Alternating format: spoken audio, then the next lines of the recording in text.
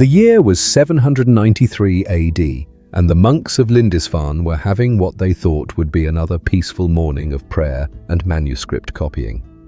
Little did they know that their quiet island monastery was about to become ground zero for the most spectacular military debut in European history. As the morning mist cleared from the North Sea, sleek wooden ships with dragon heads carved into their prows emerged like phantoms from the fog.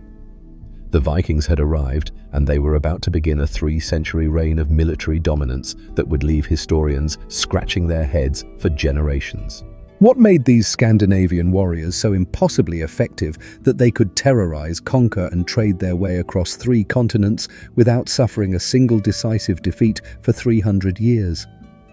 The answer lies not in some mystical Nordic magic or divine favor from Odin, but in a revolutionary approach to warfare that was so far ahead of its time that the rest of Europe wouldn't catch up until the Vikings themselves had evolved beyond their raiding days. The secret began in childhood in the harsh landscapes of Norway, Sweden, and Denmark, where winter lasted half the year and survival itself was a daily battle. While other European children were learning to read Latin and memorizing prayers, Viking children were learning to fight with wooden swords before they could properly walk.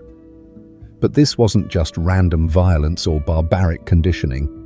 The Vikings had developed what modern military strategists would recognize as the world's first comprehensive special forces training program. Every Viking boy began his education with swimming lessons in the frigid fjords, not just to avoid drowning, but to build the kind of cardiovascular endurance that would later allow Viking warriors to fight for hours without tiring. They learned to navigate by the stars, to read weather patterns in cloud formations, and to judge distances across water with uncanny accuracy. These weren't just useful skills for seafaring, they were the foundation of tactical awareness that would make Viking armies nearly impossible to surprise or outmaneuver. The physical conditioning was brutal by any standard.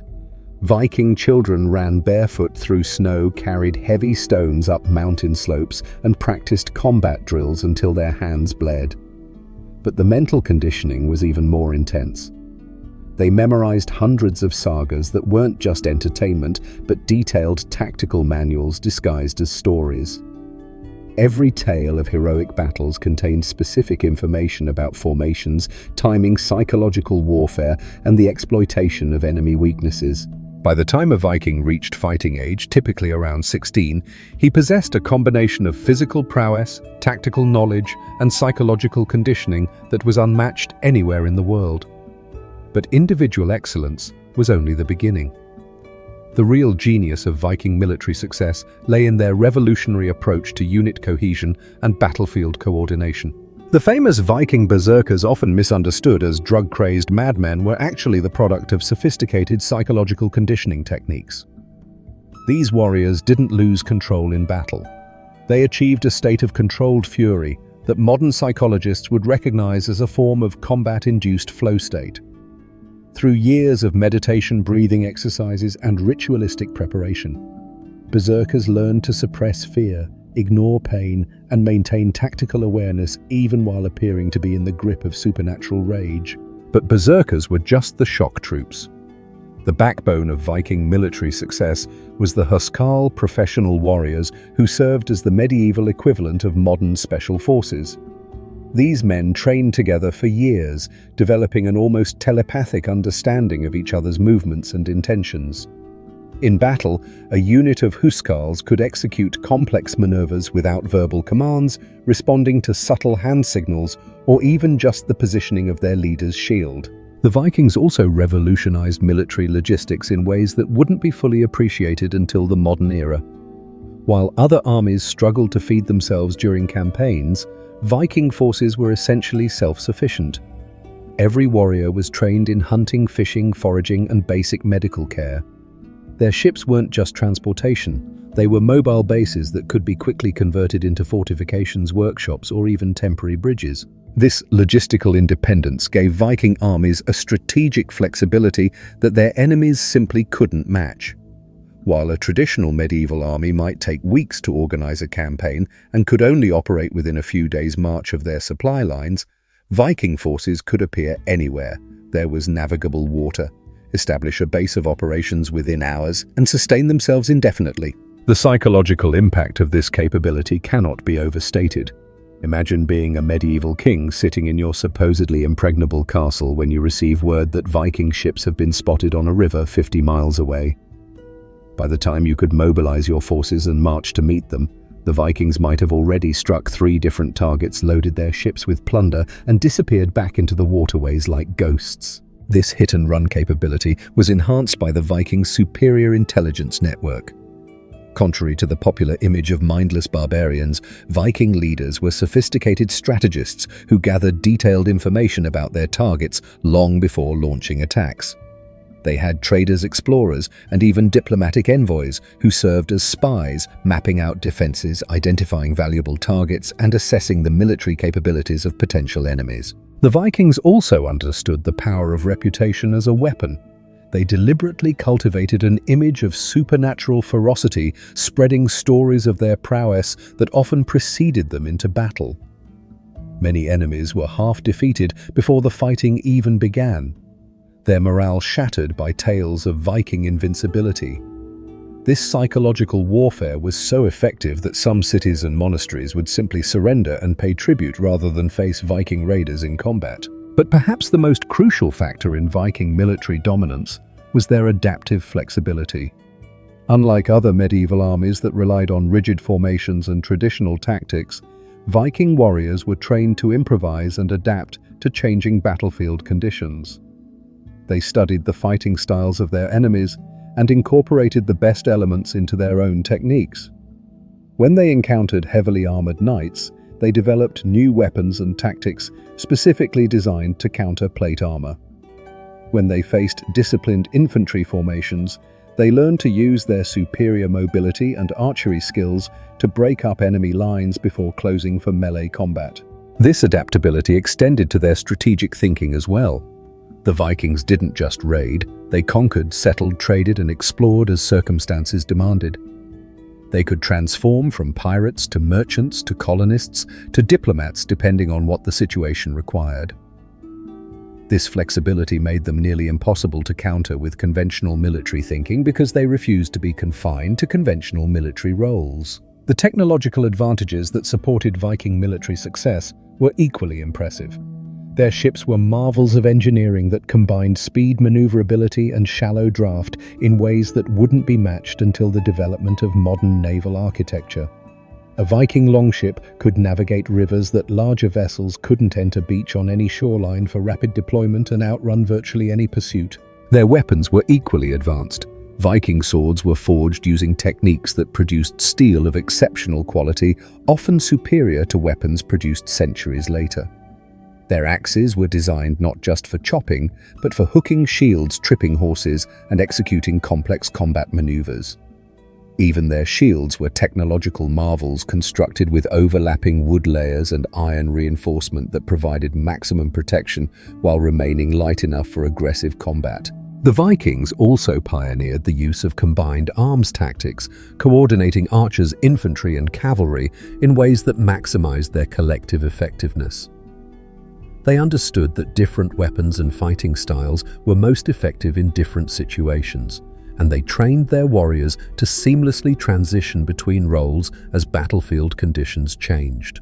The organizational structure of Viking society was itself a military innovation that contributed significantly to their battlefield success. Unlike the rigid feudal hierarchies that dominated medieval Europe, Viking society was built around the concept of the warband, a flexible military unit that could expand or contract based on circumstances while maintaining its essential effectiveness. At the heart of this system was the Jarl, a war leader, whose authority came not from birthright or divine appointment, but from proven military success and the loyalty of his followers. A Jarl who led his men to victory would attract more warriors to his banner, while one who suffered defeats would quickly find himself abandoned. This created a natural selection process that ensured Viking military leadership remained in the hands of the most competent commanders. The relationship between a Jarl and his huskarls was based on mutual benefit rather than feudal obligation. Warriors followed a leader because he provided them with opportunities for wealth, glory, and advancement, not because they were bound to him by law or tradition. This meant that Viking armies were composed entirely of motivated volunteers who had chosen to be there rather than reluctant conscripts or obligation-bound vassals. This voluntary system created a level of unit cohesion and fighting spirit that was virtually impossible to achieve through coercion. When Viking warriors fought, they weren't just following orders or fulfilling duties. They were protecting their chosen brothers and pursuing their own ambitions. The psychological difference between fighting because you have to and fighting because you want to cannot be overstated in terms of battlefield effectiveness. The Vikings also developed sophisticated methods for integrating foreign fighters into their ranks. Rather than viewing outsiders as inherently inferior, they welcomed skilled warriors from any background who could prove their worth in combat. This inclusivity allowed Viking forces to continuously grow and improve by absorbing the best fighters and tactics from the peoples they encountered. Saxon warriors who had proven themselves against Viking raids might find themselves invited to join the very forces they had been fighting. Slavic fighters brought their own unique combat techniques and weapons. Even former enemies could earn respect and acceptance through displays of courage and skill. This constant influx of new blood and new ideas kept Viking military thinking fresh and prevented the stagnation that often plagued more traditional armies. The economic foundation of Viking military success was equally innovative. While other medieval armies were expensive burdens that drained royal treasuries, Viking expeditions were essentially self-funding enterprises. The wealth captured during raids didn't just enrich individual warriors, it provided the resources necessary to maintain and expand military capabilities. This economic model created a positive feedback loop that sustained Viking military dominance for centuries. Successful raids provided the wealth needed to build better ships, forge superior weapons, and attract more warriors. The larger and better equipped forces could then undertake more ambitious campaigns, capturing even greater wealth and attracting even more followers. The Vikings also understood the importance of diversified income streams. They weren't just raiders, they were traders, mercenaries, explorers, and settlers. When raiding opportunities diminished in one area, they could shift their focus to trade or exploration. When local populations became too well defended to raid profitably, Vikings might offer their services as mercenaries to those same populations. This economic flexibility was supported by their unparalleled mobility. A Viking force could raid monasteries in Ireland, trade amber in Constantinople, serve as mercenaries in Sicily, and explore new lands in the North Atlantic, all within the span of a few years. No other military force in the medieval world possessed this kind of strategic reach and operational flexibility. The technological innovations that supported Viking military success extended far beyond weapons and ships. They developed advanced techniques for food preservation that allowed their forces to remain in the field for extended periods without resupply. They created portable forges that could produce and repair weapons during campaigns. They even developed early forms of military engineering, constructing temporary fortifications and siege equipment with remarkable speed and efficiency. Their medical knowledge was surprisingly advanced for the time period. Viking warriors understood the importance of wound care, infection prevention, and rapid treatment of battlefield injuries. They carried medical supplies and had trained healers who could perform basic surgery under field conditions. This meant that Vikings had a much higher survival rate from combat wounds than their enemies, allowing them to maintain their fighting strength even during prolonged campaigns. The Vikings also pioneered the use of psychological warfare on a scale that wouldn't be seen again until modern times. They understood that fear could be as effective as steel in defeating enemies, and they deliberately cultivated an aura of supernatural terror. The famous Blood Eagle execution, whether it was actually practiced or simply a psychological weapon in the form of a terrifying story, served to demoralize enemies and break their will to resist. Their use of symbolism was equally sophisticated. The raven banners that flew over Viking armies weren't just decorative. They were psychological weapons designed to invoke the presence of Odin and his ravens on the battlefield. The elaborate decorations on their shields, weapons, and armor weren't mere ornamentation. They were carefully chosen symbols that communicated messages about the bearer's prowess, affiliations, and intentions. The Vikings even weaponized their own reputation for unpredictability. Enemies never knew whether a Viking force would attack, negotiate trade, or simply sail away.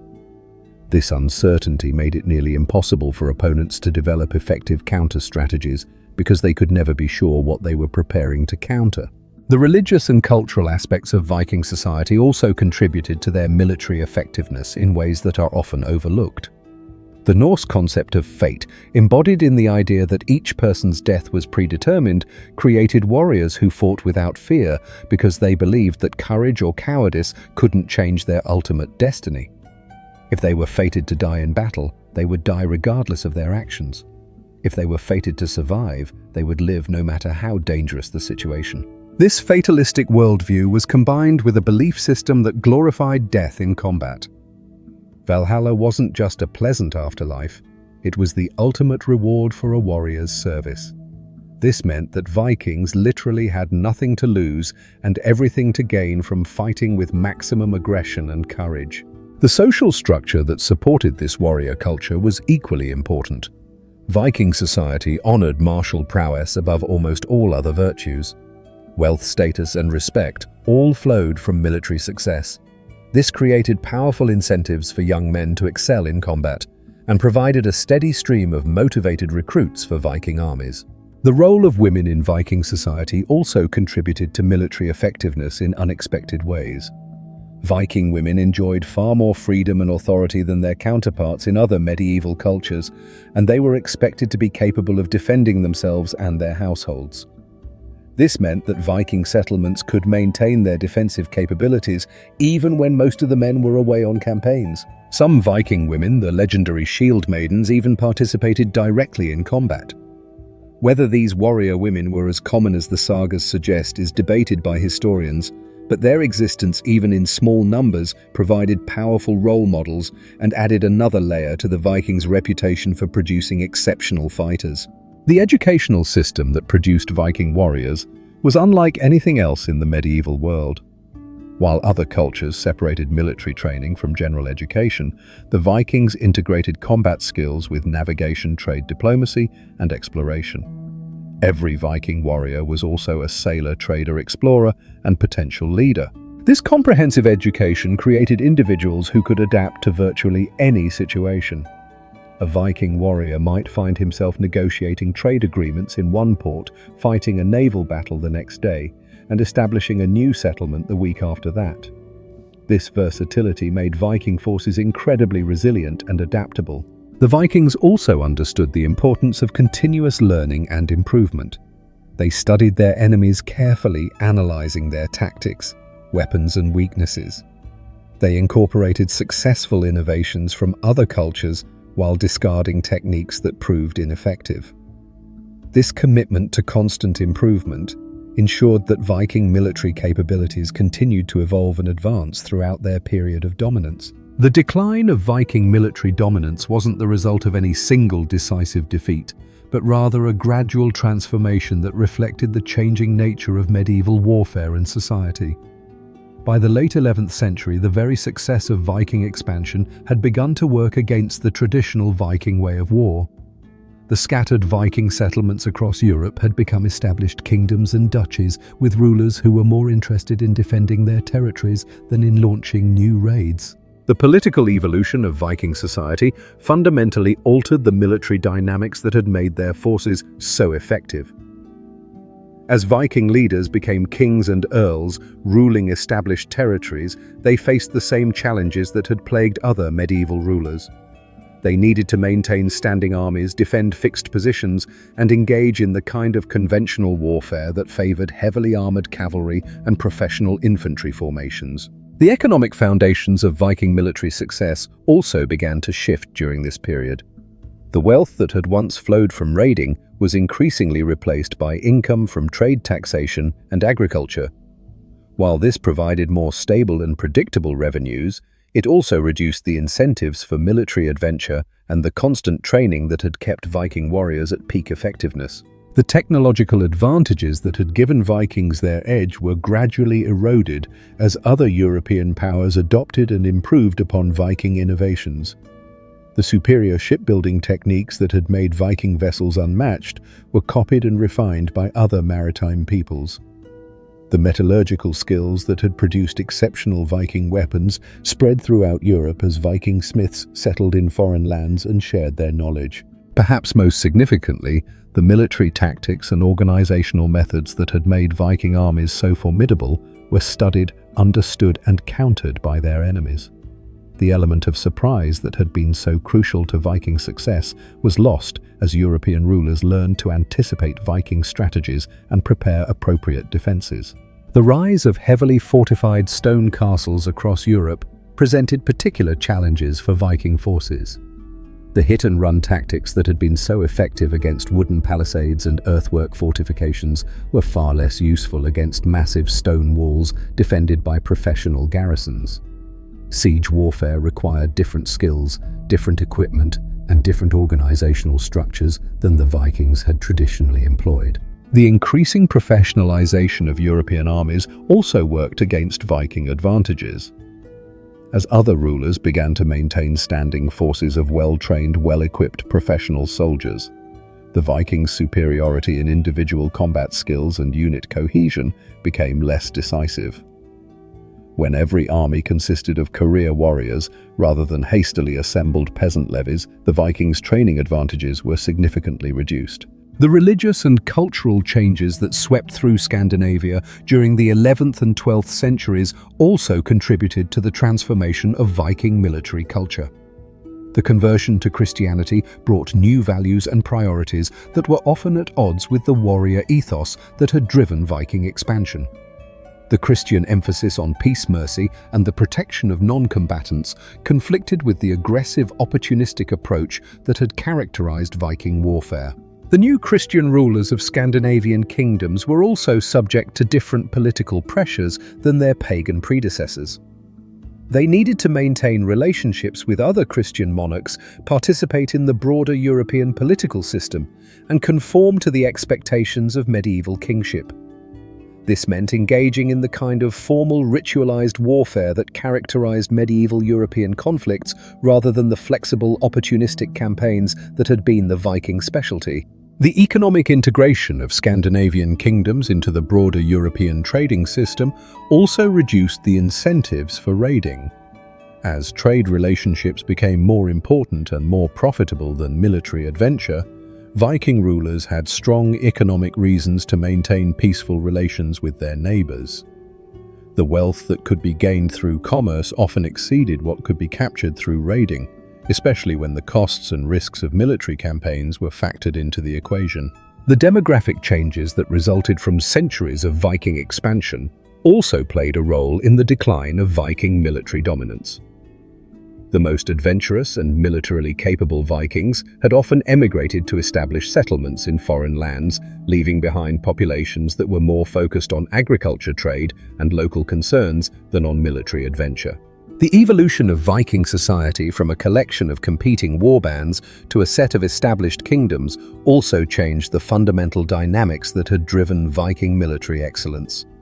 The constant competition between different Viking leaders that had spurred innovation and maintained high standards of military performance was replaced by more stable political structures that prioritized different values and capabilities. The integration of Viking territories into the broader European feudal system brought new military obligations and expectations that were often incompatible with traditional Viking warfare.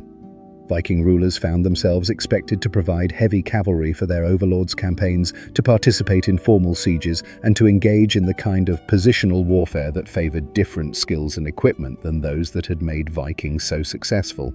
The technological developments that characterized the High Middle Ages also worked against traditional Viking advantages. The development of more effective armor, particularly the evolution of mail into plate armor, reduced the effectiveness of traditional Viking weapons. The increasing use of crossbows and later firearms changed the dynamics of battlefield combat in ways that favored different tactical approaches than those the Vikings had perfected. The rise of professional military orders, particularly the various crusading orders, created new forms of military organization that combined the discipline and training of monastic life with the martial skills of professional warriors. These organizations could match the Vikings' dedication and training while bringing superior resources and organizational capabilities to bear. The changing nature of medieval warfare itself also contributed to the decline of Viking military effectiveness. As conflicts became larger in scale and longer in duration, the advantages of mobility and surprise that had been so crucial to Viking success became less important than the ability to maintain large armies in the field for extended periods.